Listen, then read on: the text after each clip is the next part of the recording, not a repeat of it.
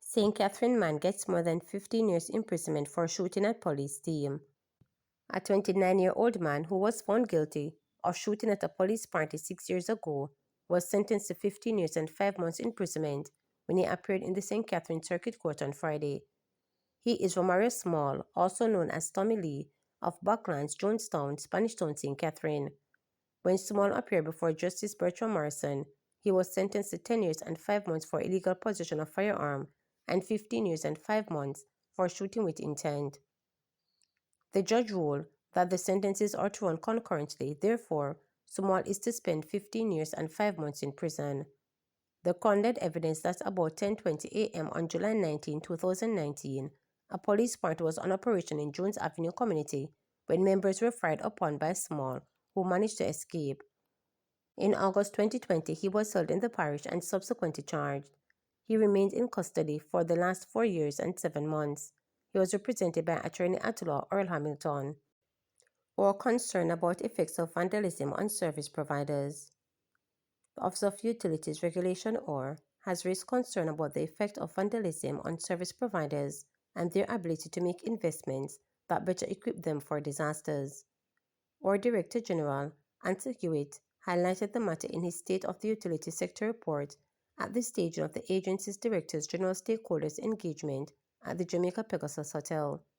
He reflected on the performance of the utilities during Hurricane Beryl period last July, pointed out the impact of theft and vandalism on utility companies' operators. He stated that since 2025, the major telecommunication companies have reported millions in loss due to vandalism and theft. Mr. Hewitt said the society cannot be silent on this issue. Meantime, expanding on the issue of single points of failure during disasters, the OR Director General said greater attention is being given to this problem.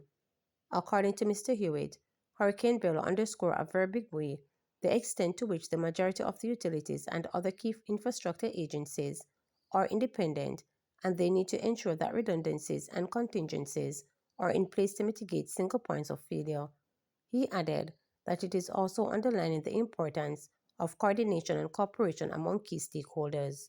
To provide redundancy and contingency against the prevalence of single points of failure, our utilities must invest in such things as batteries, fuel storage, standby generators, pumps, solar panels, etc. To the extent that criminals and vandals prey upon these facilities, they make such investments prohibitive and endanger entire communities, sectors, and subsectors. The utilities can speak eloquently about how many areas were out of service for more days than would have been necessary if some criminal had not made off with critical emergency supplies and equipment, or where persistent criminal encroachment discouraged strategic contingency replacements. I want to use this occasion to signal the OUR's unequivocal support for the strongest legal measures feasible against any kind of criminal encroachment on the network and services of the regulated public utilities. It must be recognized and noised abroad that these are costs that the society can no longer bear. For the reality is that where such incidents take place, it is not just the utilities that are victims, but the entire society is being victimized. We cannot afford to ignore, be silent, or be passive about such nefarious activities. The reality with Beryl was that apart from the wide-scale damage done to the network of each utility, which rendered it impossible to provide service to customers in some affected areas, there were many instances in which service could not be provided because another utility was out of service. By far, the most common instance were those in which the loss of power quickly resulted in a loss of communication services and piped water. I accept that it will be nigh impossible to provide the kind of redundancy and contingency in all cases to allow the utilities to be able to maintain services independent of one another. I am concerned as a regulator, however, about the prevalence of this single point of failure. And this is definitely a matter to which we are giving greater attention. PM Holness says Jamaicans should use vote to support politicians that demonstrate wherewithal to deliver. Prime Minister Dr. Andrew Holness says electors should use their vote to support politicians that demonstrate the wherewithal to deliver. Speaking at the Mason Hall Water Supply Commissioning ceremony in St. Mary, he said Jamaicans should not vote based on promises. First thing that the enlightened voter should look for in a government is not the promise of the goodies, the water, we're going to deliver road. Any politician worth his salt can stand up on a stage and speak eloquently and promise you anything. They can promise you anything. And many of you have fallen for it. Either by saying, boy, I'm sound good, me I go change your vote. Boy, I'm promise me this, or boy, I'm saying I go do that. And you change your vote. And then when it don't happen, you kiss your teeth and say, politics can't do nothing. But you have to know, as electors, looking back at this history, and recognize that you have to use your vote, your authority over the politicians in a different way. You must vote for the politicians, because you can't do without the politicians. There's no way countries run without them. But you must use your vote to support the politicians that demonstrate the wherewithal to deliver.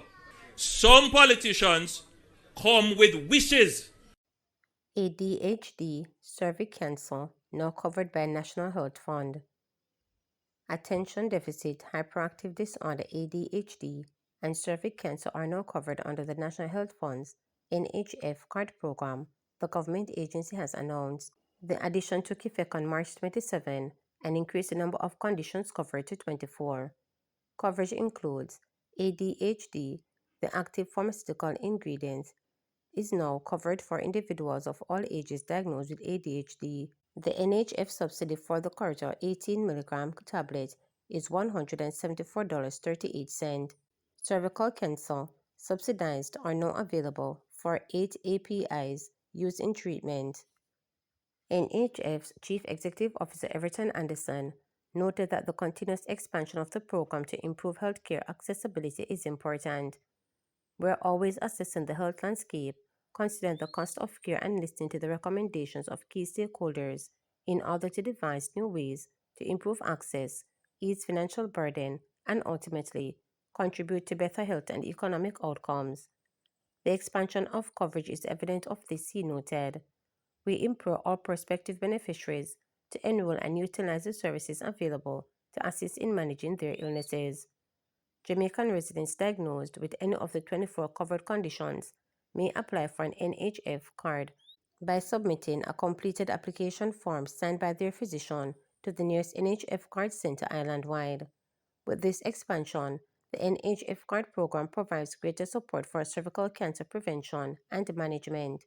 Since June 2024, women aged 21 to 64 have been eligible for a $1,300 subsidy on pap smear tests every 3 years, while high-risk women are considered the subsidy annually. To subscribe, like, share, and click the notification bell for daily updates.